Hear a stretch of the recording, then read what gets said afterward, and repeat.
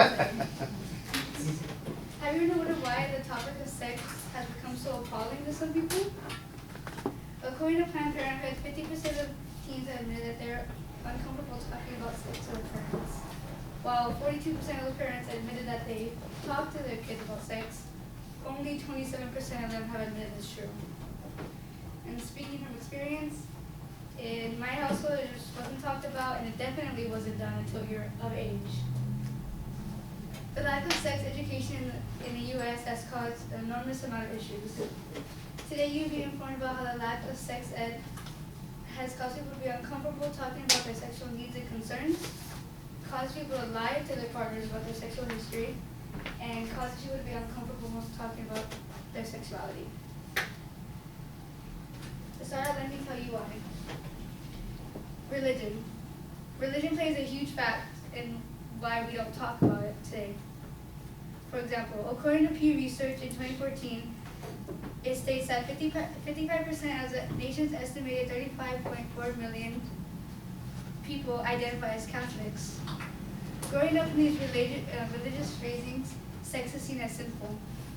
According to a book titled Our Sexuality by Robert L. Crooks and Carla Bauer, it states that in the Bible and other religious writings, and I quote, sex is formalized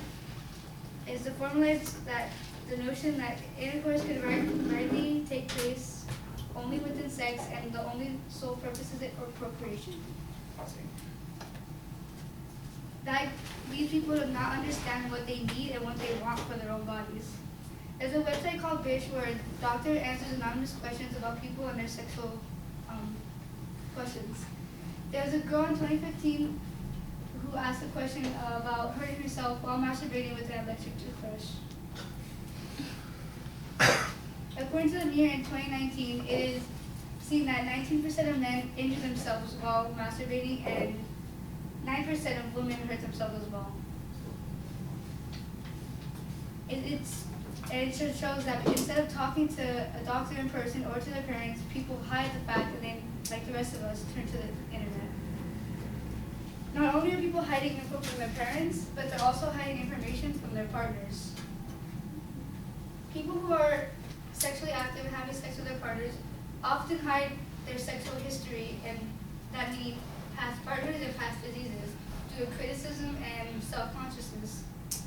According to the Journal of Sex Research in 2018, they surveyed 50,000 people, both men and women, and asked them how many sexual partners they had. The average for men was about 14, while the average for women was about 7. After going over the data, the researchers concluded that the data was probably not completely accurate, could be due to the people not wanting to say their actual number. Another survey in 2015, they visited 5 different college campuses and asked people from the ages of 18 and 23 of how many of them will admit that they have lied to their partners. 60% of the students have admitted that they have lied to their sexual partners about their past history. 60%. I'm not that good at math, but that's 60 out of 100 people that had admitted that they lied to their partners about their past. That's not even including the people who don't want to admit it. So why do women lie? Usually we don't want to be seen as sluts, or even if we have no sexual partners, seen as prudes. So why do men lie? Usually they lie, they bump up the number just to be praised, and by their friends or their even parents. Or they even lower the number while getting into a serious relationship just not to make their partner feel uncomfortable.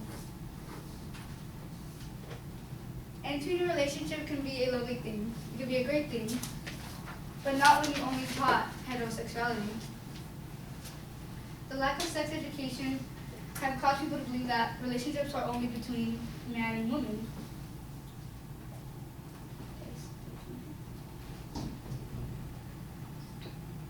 People who are not heterosexual it can be confusing for them that they're only taught one thing growing up. It is said that to have a healthy sexual partner and to be a healthy sexual partner equals a very healthy relationship. And that is why sex education must include all sexualities without assuming any genders. So how are people supposed to practice safe sex if they're being taught what they aren't? As I sit here giving you a bunch of new information and facts today, I'm going to go ahead and refresh your memory about what I talked about today. First, I talked about how the lack of sex education has caused people to be uncomfortable talking about their sexual needs and concerns, leading into why people lie to their partners about their sexual history, and ending with how it makes them uncomfortable with their sexuality. Some of us don't ever want to talk about sex, which is fine. It's 100% okay. And some of us do, but just don't know how.